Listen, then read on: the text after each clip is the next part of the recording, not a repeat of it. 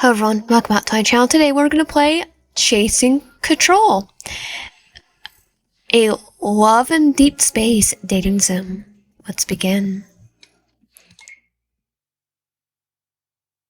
That one.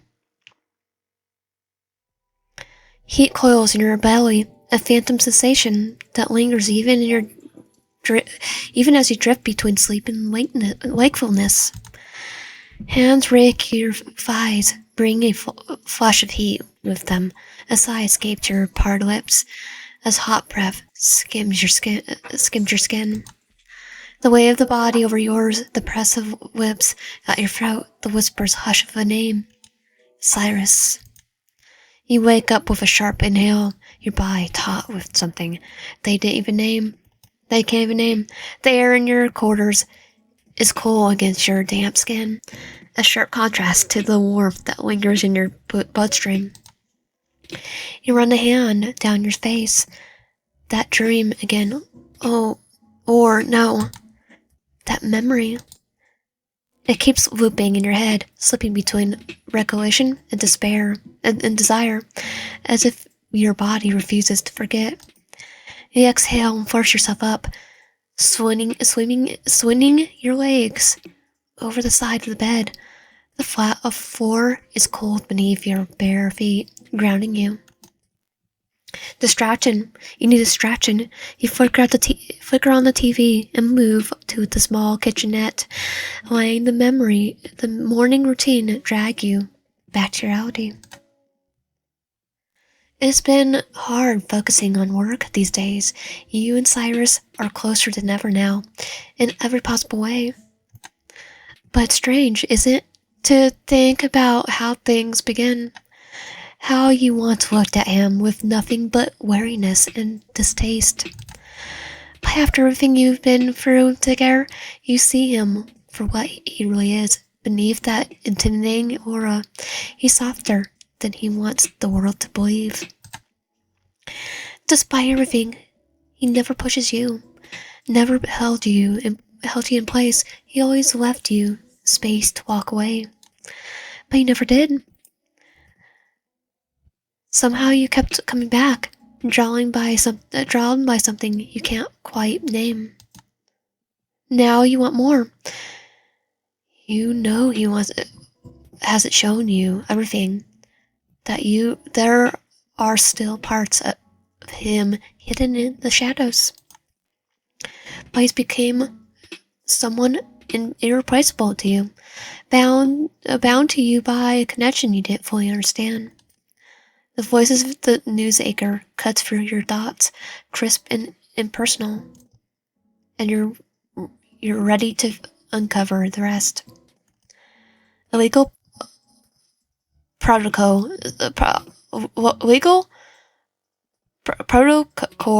smuggling is on the rise, with black market trading reaching unprecedented levels. Authorities are urging citizens to report any suspicious activity. Your gaze drifts to your hunter's watch, the digital interface glowing to life with a single tap. The notification you've been avoiding lingers in the top of the feed. Commission update. Status in progress. Objective: infiltrate the target's location and acquire intel. A new note flickers on the bottom of the assignment. Attend mandatory classes before deployment. You draw tie-ins. Right. The punishment. Because of one little incident during your last mission, they assigned you to 5 days of social skills training before you're allowed back in the field. Apparently using force isn't always the best option. I can tell you that.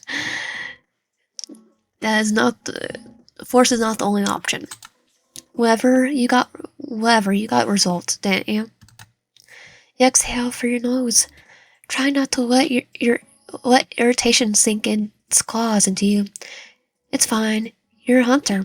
You can do whatever they ask of you. Okay. When I hear the name, the word hunter, I think supernatural instead.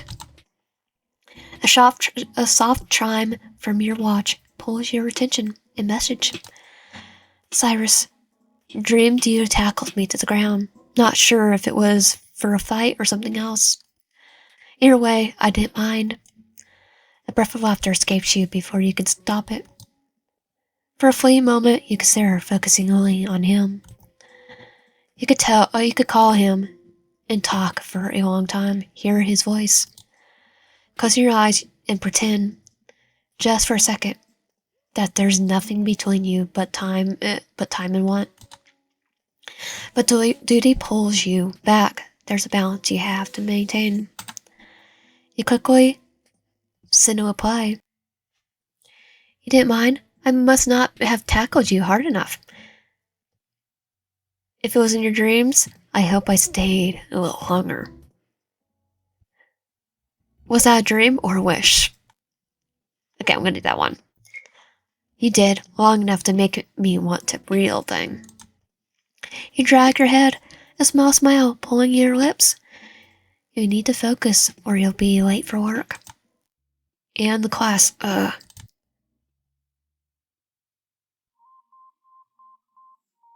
Alright, I only have a few minutes before work. What should I do? You glance around your apartment, weighing your options. Time's ticking. We haven't had this kind of gameplay since my assassin bodyguard.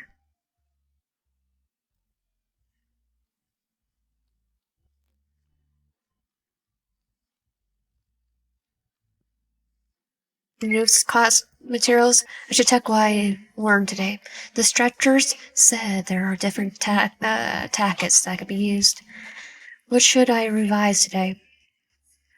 Command presence and obedience training? Button pushing for beginners? Command presence. Your head hurts just looking at it. Enough for now. I couldn't even do it. Scroll for social media. Call Cyrus. You hesitate for a second before pressing the call button. The line lingers once, then twice before Swimmer Boy's answers. Good morning, Ken. You can't stop the small smile forming. I saw your message. So you dream about me, huh? A short pause, then in the dry, unreadable tone of his, why are you acting like you didn't dream about me too? Your breath catches what?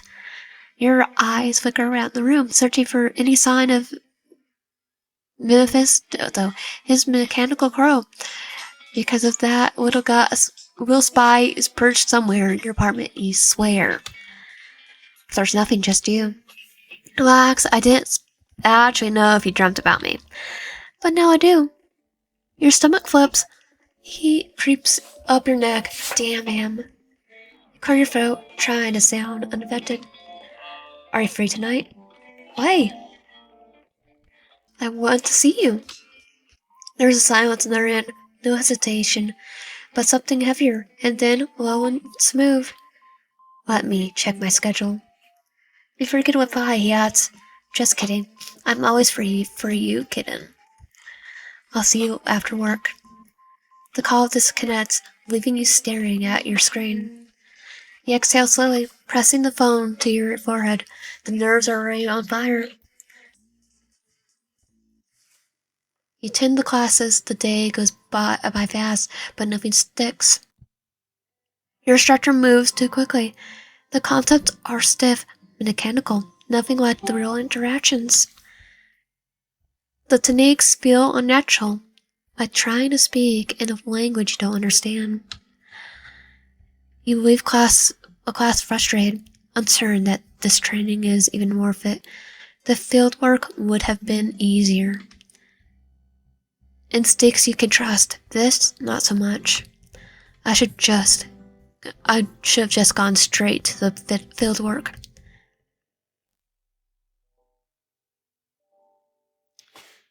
You still sort through the mess of files from your class for the reports.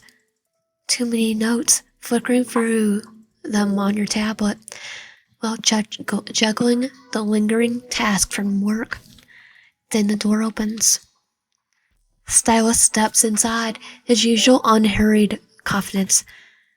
In every movement, he glances at you, at the scattered files, at your too busy to look up posture. Busy? I'm just finishing something up. Sit on the couch and wait. He blinks once, twice, like he's deciding whether or not to challenge that. But to your mild surprise, he does, as you say. He finishes up a few last taps on your screen, pushing the tablet aside with a sigh, then settling onto the couch beside him. A movie pops up on the TV. We're watching this tonight, okay?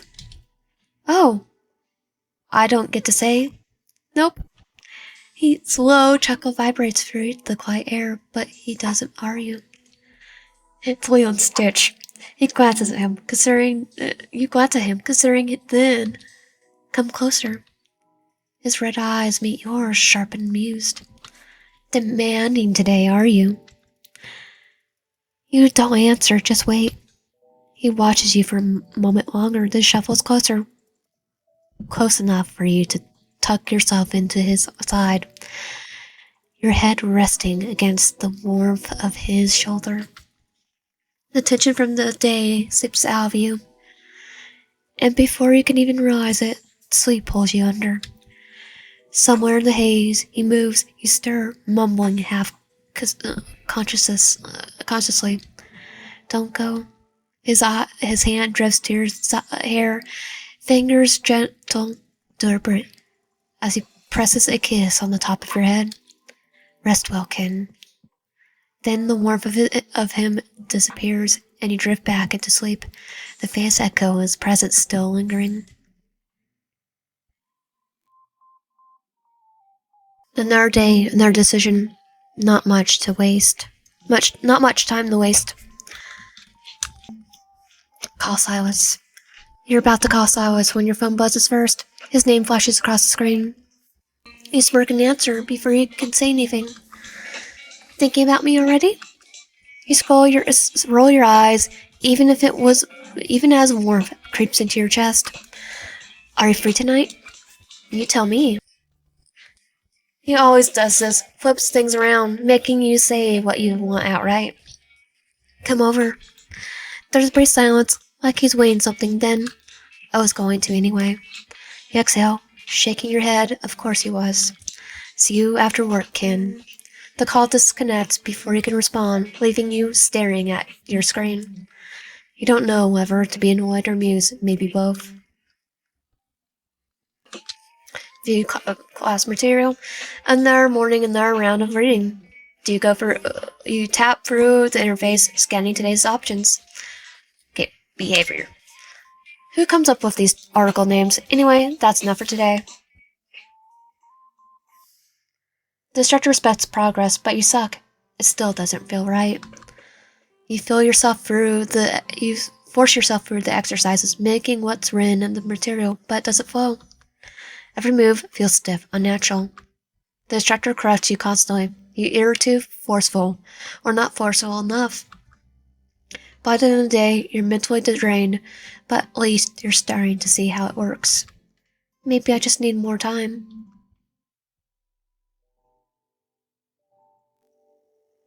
Sylus arrives just as you're kicking off your shoes. A parcel in one hand, his gaze already locked onto you like he got some kind of advantage you're not aware of yet. The doorman asked me to give this to you. This. When you reach for it, he tilts it out of reach, and his lips curl in amusement. He stays exactly how he is, standing too tall, too smug, too darn entertained, leaving you struggling to reach him. Your face narrowed. He's enjoying this too much. His red eyes glint, tracking every tiny movement, every flicker of impatience in your face. Sylus. He doesn't move. Fine. You step in, grab a fistful of his coat, and yank him down until his face is inches from yours.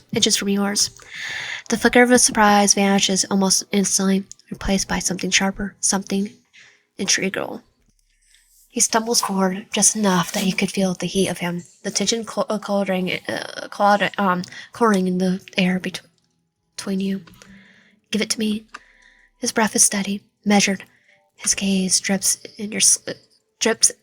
to your mouth as hesitation is so brief that you might have imagined it. Then you snap the parcel from his grip, releasing him in the same breath. He exhales through his nose, something between a laugh and a warning, shaking his head as he strands. Kitten? You flash him a slow, sweet smile, the kind that says you know exactly what you're doing. I made dinner. Let's eat. You don't wait for a response. Just turn and walk towards the kitchen, knowing he'll follow. At dinner, the game shifts. He watches you again, like he always does, studying every move you make, waiting for his moment to strike. So you take yours first. You pick up the bite of food from your chopsticks and hold out to him, open. You don't waver. You just keep your eyes steady, keep watching him. A long pause, then finally he parts his lips. You slip the bite past him, watching as he takes it without complaint. Good boy. The words are sweet, deliberate, a perfect mirror of how he usually speaks to you. His expression doesn't change. You can see it, the way his fingers reflex slightly against the table, the way his breathing shifts just enough. You don't miss the way his jaw tightens slightly as he chews, or the way he shifts in his seat, gaze locked into yours, unreadable but heavy. Careful, Ken, you're playing with fire. And yet he watches you, the corner of his mouth shifts slightly, like he's wondering just how long you'll last. A few minutes left before work. I could be responsible or not. Call Sylus. You hesitate, finger hovering over the call button. For a second, you consider not doing it. Then you press it. Yes, Ken? His voice is smooth, teasing, too confident, as always. Let's play together. A bee of silence, then the unmistakable smirk in his tone. Play? What kind of playing? The heat prickles on your skin, but you press past it, exhaling slowly. Come over after work. Another pause, the wave of anticipation stretching between you. I guess I could make some time. I'll see you tonight, kitten. The call ends, but the tension lingers. A slow heat coils in your stomach.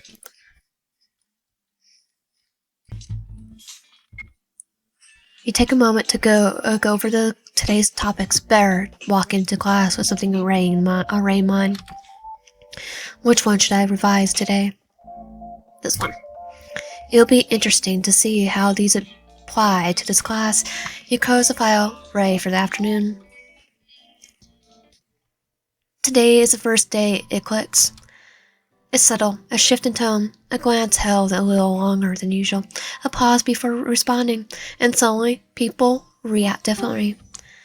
You say something, and they hesitate. You realize it's not about the words, it's about the space between them. The stretcher watches you more closely today, correcting you less. You leave class exhilarated, something humming under your skin. I think I'm getting it. You and Sylus arrive at your place at the same time. The conversation light, effortless. Small talk about your day, the endless drills and the training, and the mind-numbing repetition. But the moment you step inside, the air shifts. Before he can react, you grab his jacket and pull him against the wall. His back hits it with a quiet thud. His muscles tensing beneath your hands. A flicker of surprise, a flash of something else. Eager, are we? Yes. His voice is steady, but you catch the breathlessness beneath it, the slight hitch before he smooths over. And fingers trail up, slow and deliberate, running over his lips. His breath stutters. Like me? Oh no, mine's this natural stutter. Who's the eager one here? His red eyes darkened, lips parting just slightly. He leans in, a tint clear in every shift of his body, but you press a single finger against his lips, halting him. The tension tightening curls around you both like a living wire. You don't get to kiss me until I say so. Something flickers in his gaze. Not irritation, not amusement. Something deeper, a pull against his nature, a test of patience, of restraint. His shoulders stiffen, jaws flexing as he exhales through his nose, steady but controlled, too controlled. His fingers twitch, curling like he's resisting the urge to reach out for you. You like this, don't you? Thinking can make me fall apart. The corner of your lips curl upward, slowly. I don't think so, I know. You pull it back before he responds, breaking fur into the apartment like nothing just happened. Like the moment between you didn't just ferve him with something sharp, something on the verge of snapping. I'm bored tonight. Grab a game and put it on the table. Let's play. His laughter follows you, shaky, laced with something unsteady, something dangerous. Yes, kitten. You stop, tilt your head. Why don't you call me something else tonight? Like, master. A single blow, now I won't call myself master. I think of Doctor Who when I think the name master. I don't know why. Yeah, I do. A single blow lifts, because his arch nemesis is called the Master. A single blow lifts. The smirk comes slow, or technically there because the Doctor's arch nemesis is the Master, or Misty in the case of the 12th Doctor. A single blow drifts. The smirk comes slow. Indifferent. He's humoring you, but the pause before he speaks stretches a little too long, like he's weighing something. Yes, master. Satisfaction hums for you, but you get distracted, shifting your focus on something just a second long enough for him to close his distance. You don't even notice until you feel him just behind you, warmth in your back, a breath coasting the shell of your ear. Let's see how long you keep this up. The rest of the night is a game, not just the one you set on the table, but the one you've been playing since you stepped through the door. Every glance, every challenge, every unspoken desire thickens in the air between you. You exhale, you feel exhilarated.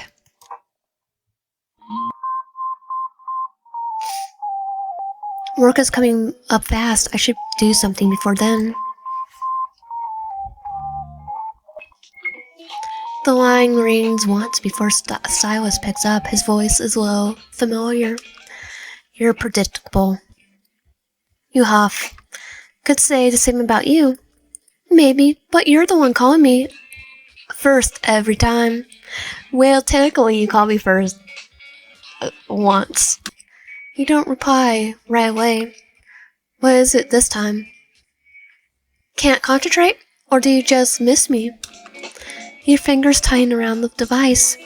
Just come over tonight. Say please and I'll think about it. Your breath hitches. Your silence stretches a little too long. Finally, he lets out a low chuckle. Relax, Kim. I was going to come anyway. Dog call ends, you exhale, pressing your palm against your warm face. Review the class material. He pulls the next set of materials, scanning key points. You already know the basics, but the instructors will be watching for refinement. Which one should I revise today? This one. This could either be insightful or completely frustrating. You find out soon enough. It feels effortless now. The way people adjust their posture when you step forward, the way their tone changes when you wait a second too long before answering. They're powerful. You push for examining more. The instructor raises an eyebrow once, but they don't stop you. They see it too. You leave class satisfied, like you unlocked something that you didn't know you had. This is actually working. The doorbell rings. You see Sylus waiting on the camera screen, standing there, hands in his pocket, patient but not ready. You let him wait. You pull away your things first. Adjust the cushions. Fix the misplaced book on the table. Take your time because you can. When you finally open the door, he doesn't look irritated. He looks amused. Did you enjoy making me wait, kid? You don't answer. You let his gaze drop to his shirt. A dark red stain near his ribs. Small, but noticeable. I mean, there's red stains all over his clothes, though. Did you get in the fight today? His eyes flicker down, his brows drawing together, his jaw tightening just slightly, annoyed that he let this slip past his own notice. Don't worry about it. You stare at his shirt, considering strip. The muscles in his jaws jump, his breath pushing out sharp and slow through his nose, measured, controlled. Don't move, don't explain, don't rush him. You're pushing it, Ken. That's the point. The long-awaited beat follows. Then his fingers go to the buttons of his shirt. You don't let him get far. Slowly. His hands still, not because you told him to, but because he's interested. But he's testing you, too, and that's fine. It totally is fine, because he's one fine guy. You hold his gaze, arms folded, your stance lazy, like none of this is affecting you. Like you are hyper-aware of the way his muscles shift beneath the fabric, the way his movements stay low, deliberate, powerful.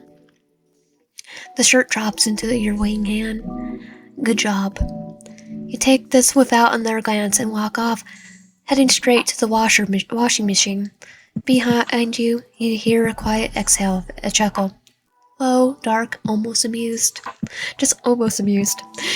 He's slightly irritated. You move to the kitchen next, step by slow step, letting the silence stretch between you. Open the fridge, pour yourself a glass of water. You don't offer him one. Instead, you take a long sip, watching him over the rim of your glass, laying the quiet way. And now we wait. It's like, can we just give him some water, though? He might be sizzling because of how handsome he is. He steps closer. Close enough that the warmth of him brushing against him. Close enough that you hear the soft shift of his breathing. But you don't flinch. You just wait. Lift your chin slightly. Meeting his gaze without waving. What exactly are you trying to accomplish here, kitten? You reach out, fingers firm as you tilt his chin, shifting his gaze side to side, expecting for any energies. What do you mean? His grip closes around your wrist, firm but not rough. Heat pulses through his fingers, presses where his fingers press against your skin, and for a second you think he might say something, might push back. Then his phone buzzes once, twice, instantaneously, and just multiple times. Exhale sharply, his patience shattering just slightly, as he releases your wrist and steps back. You need to go? Yes. What about your shirt? He smirks as well, edging with something knowing, something unfinished. Keep it. And then, in a flash of red light, he's gone. You stay there, pulse thumping against your skin. The only sound left in this room, the quiet hum of the washing machine still running. Final day of class, might as well start it right. Come on, call Silas. You don't hesitate, you don't think, you just call. He answers on the first ring. Tell me. You know what he means. You know what he's asking. Come over after work. Say it like you mean it. A pulse stutters. Silas, say it. Your breath catches. You should be annoyed, but instead your stomach tightens with something dangerously close to anticipation. You close your eyes, exhale slowly, and then I want you to come over. There's silence, thick, charged. Then his low voice reaches your ear. I'll be there. The line clicks off. He set the device down, staring at it for a moment. The tension has been building up for days. Tonight, you have a feeling it will finally snap. Review class material. Final day of training. You should review the last set of techniques. Make sure you're ready. What should I revise for the final day? This one. You should be thankful enough time to put it to use in class. You don't have to think anymore, you just do it. The right pauses, the right silence, the right shift in body language. It's second nature now. The structure barely interferes. They know you understand. And the best part, you don't just understand the technique, you understand how they work. You feel like seeing through something, like knowing a secret nobody else does. You walk out of class with certainty. This was worth it.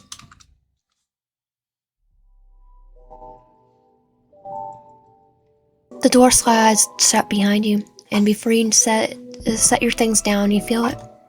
The pull, the shift in the air, thick with something unspoken, electric.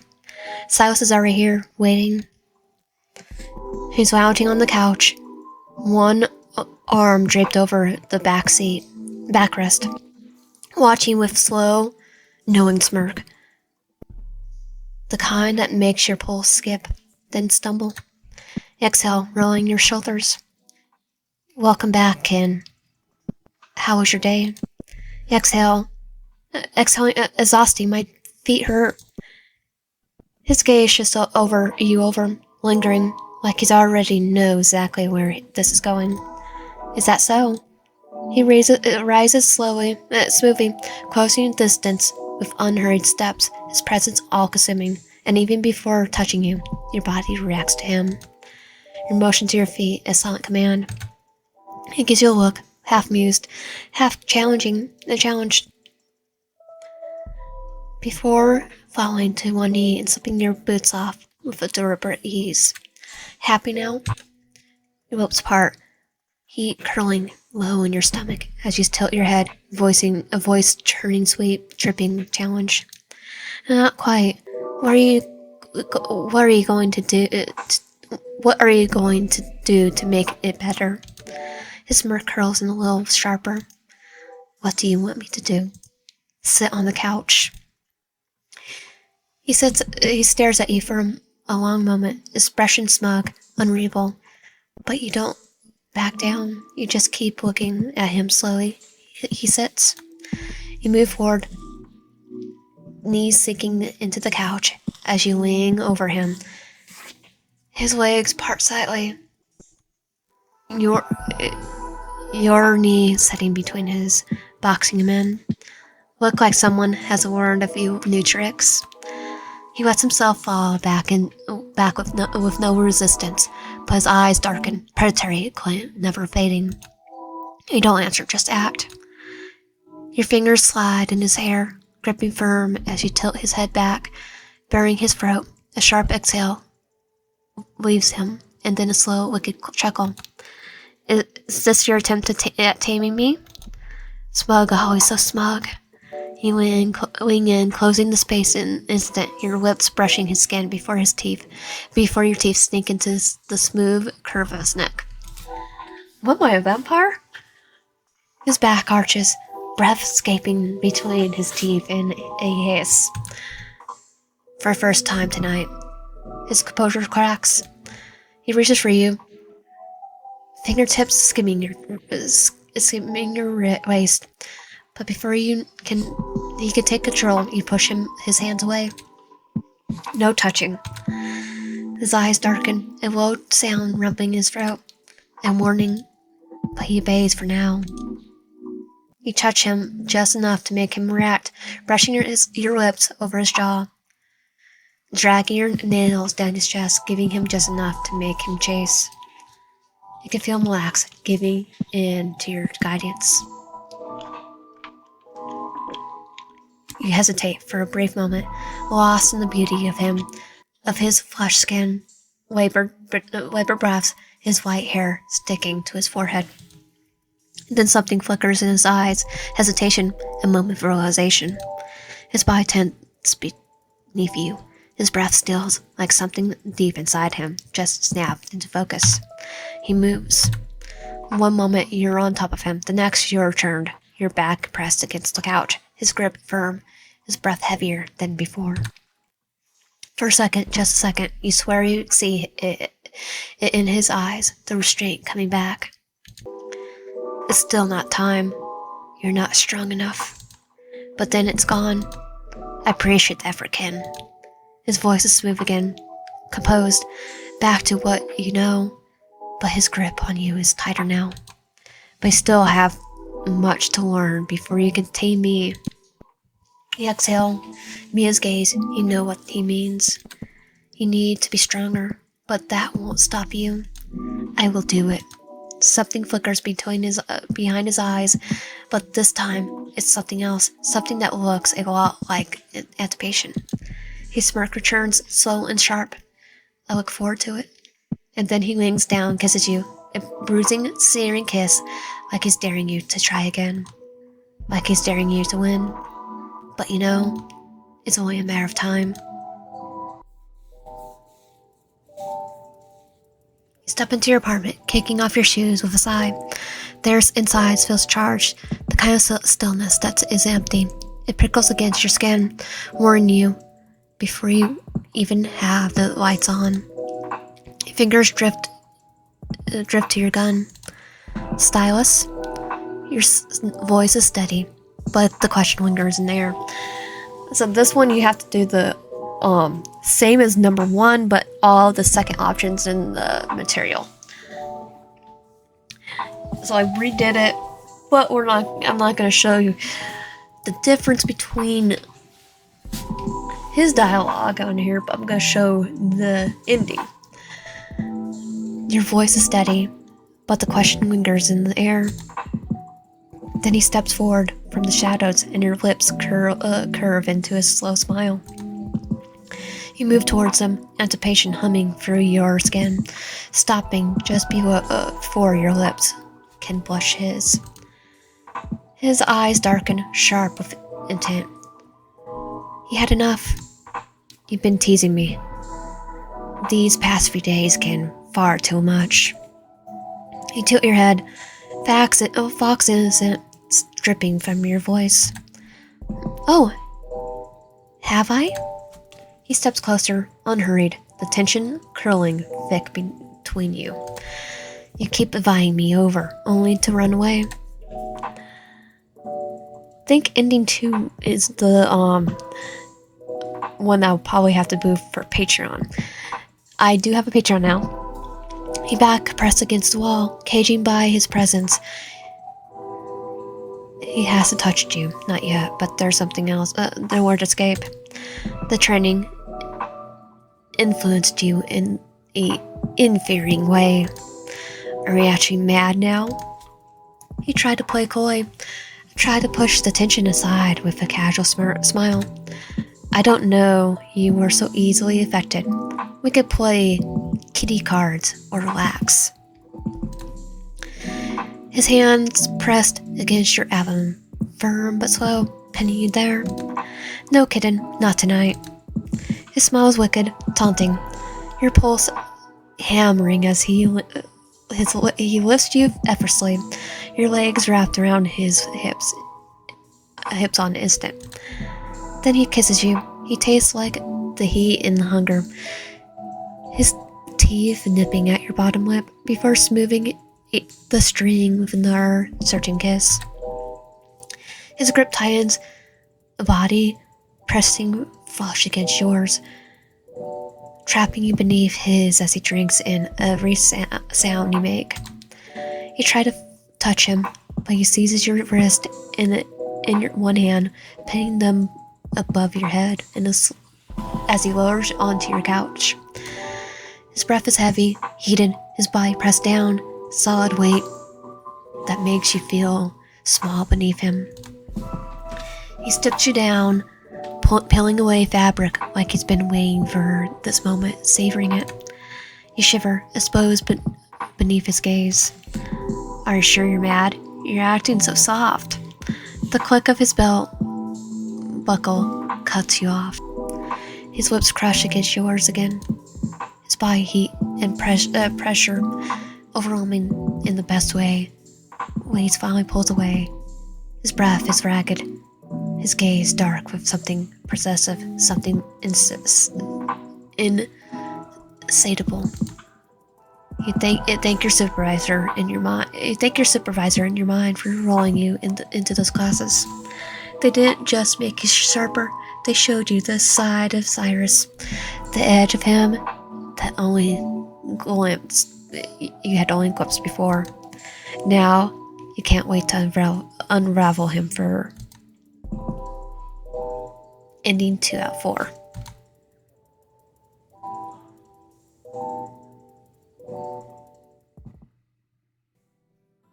You throw yourself into work, pushing everything else aside. Those silly classes are barely a thought. Your focus is unmatched. Every task completed with efficiency that doesn't go unnoticed. Your supervisor watches, take in the long hours, then unwearying commitment. Maybe they're impressed by your dedication, or maybe they just see how stubborn you are and decide it's easier to let you do things your way. Either way, you win. No more wasting time. No forced lessons. You can keep doing what you do best. Still, there's a nagging feeling, something on the edge of your thoughts. A quiet weight, like you're forgetting something or someone. You shrug off. Work comes first. Ending 3 out of 4.